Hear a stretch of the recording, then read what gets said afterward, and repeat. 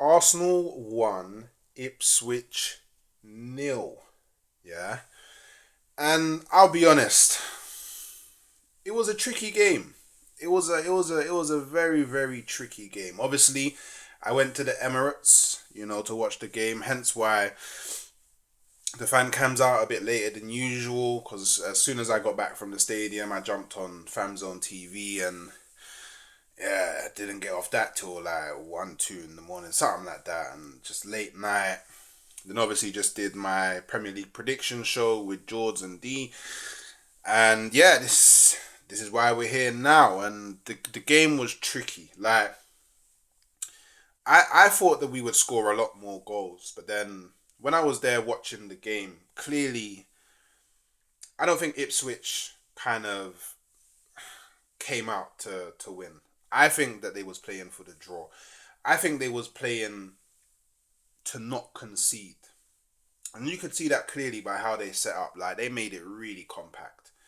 They was really resolute. Like there was absolutely no space in between the lines. It was very difficult for Arsenal to create anything. And you have to give Ipswich credit for that. I think there's this kind of, I don't know, a little bit of entitlement with Arsenal fans where they feel like whenever we go into a game, or if we don't win it 3, 4, 5-0, then we had a bad game, it was dreadful, or we're poor, we're crap, you know, get rid of everybody, clear out everybody. But watching that game, I have to give credit to Ipswich because obviously the game plan that they set out with, they stuck to it very well. And then on the flip side, I have to credit Arsenal for being able to break that down. You know, very, very good poacher's goal from Havertz, drifting into the box late, running in from midfield. One of the benefits that he does bring when he plays in midfield.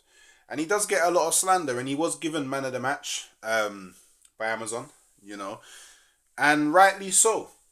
I think what a lot of people need to understand with Havertz, and you don't really see it when you're watching the game on TV, is that he makes a lot of runs in a game. Like his movement in a game is elite.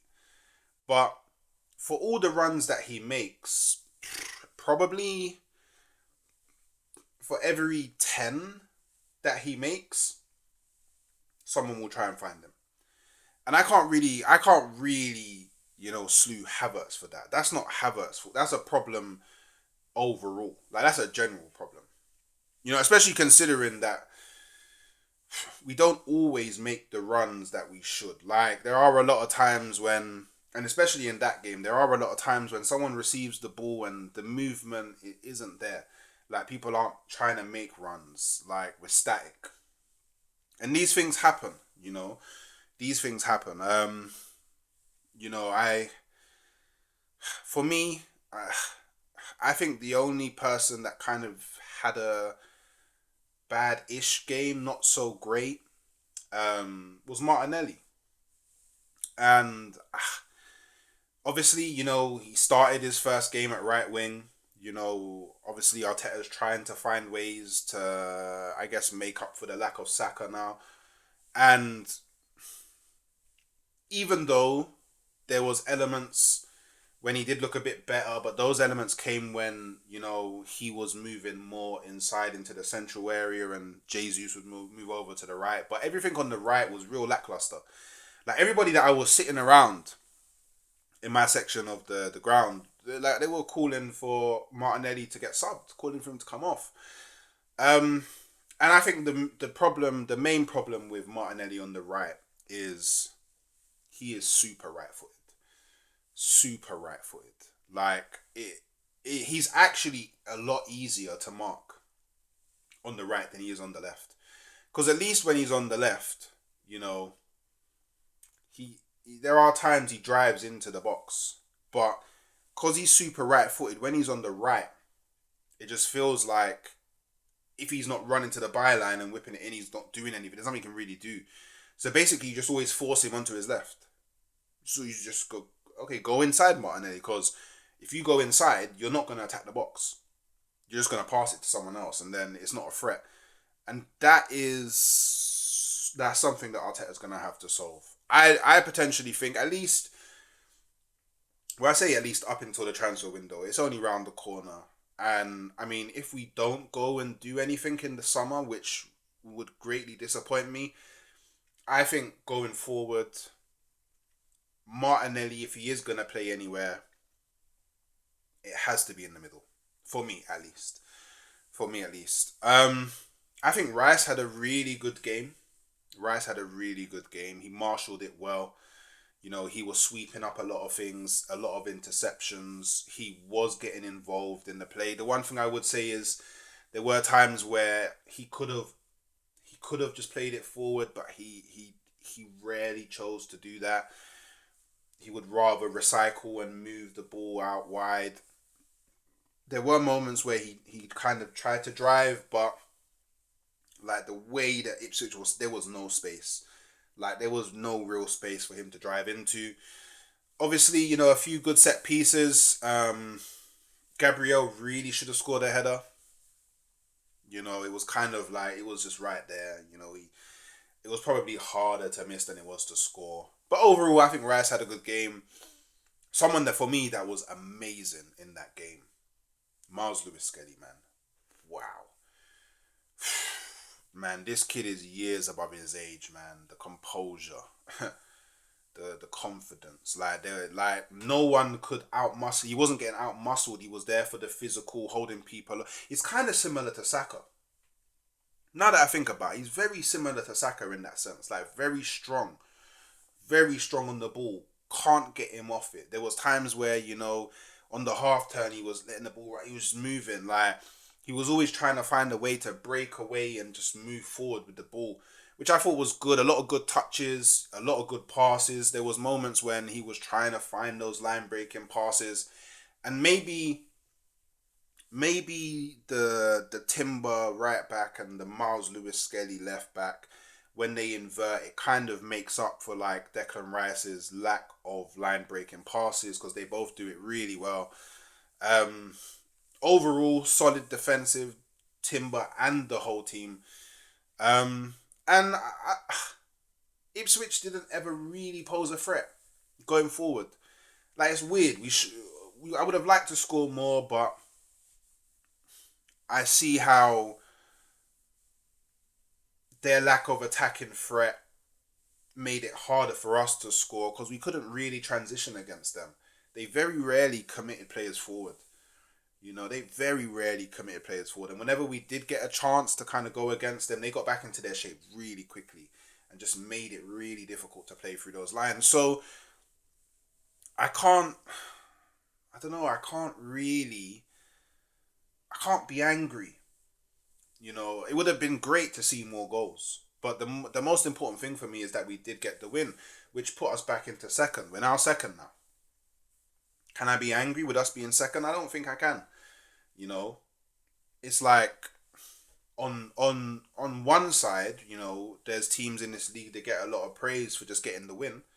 But then when we just go and get the win, it's a problem because we have to be scoring 100 goals. You know what I'm saying? It's a bit, I don't know, it's a bit disingenuous, you know, to completely like write off that game and act like we're bad because we didn't score like 100 goals. Do you get what I'm saying? So look, I don't know if the first experiment worked as well as what Arteta would have liked it to, in my personal opinion.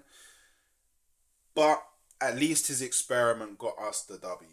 Um, and because of like how compact that kind of, it was like a low to mid block, how compact it was, yeah.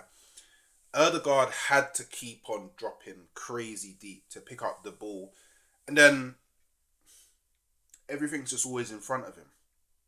So when he's got everything in front of him, he's got so many lines to break through before he can actually be a threat or contribute to a threat happening, which makes it really hard, really, really hard. And there was a moment where, you know, he received the ball and nobody's really making any movements. He was like, you know what, bun it. I'm just going to try break through. And, you know, he ran through.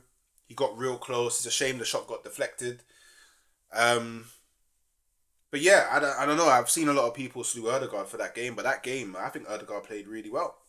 He did the best what he could have done, in the situation that we found ourselves in. So look, there was moments he did try to create, some little flicks over the top, there was even a time when he did like this little backflip thing, and we built up pretty quickly. But again, it's one of those things where it's like he's trying to create, but just because we don't score doesn't mean that I gotta go all gung ho on him.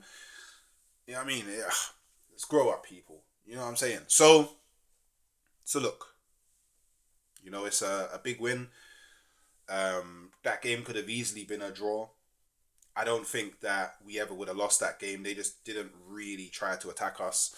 Um, Now, I guess we just, take these 3 points.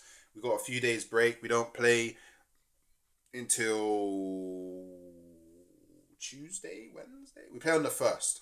So we play on New Year's. I can't remember what day New Year's Day is this year. And Brentford away, it's going to be a tricky game.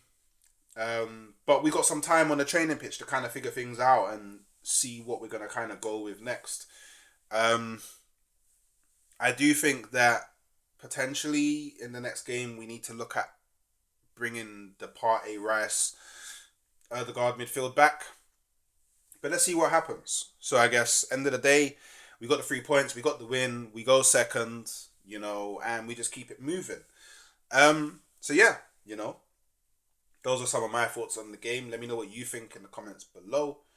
Do you agree? Do you disagree? Do you have a different perspective? Let me know. If you can, like the video, comment on the video, algorithms, it helps.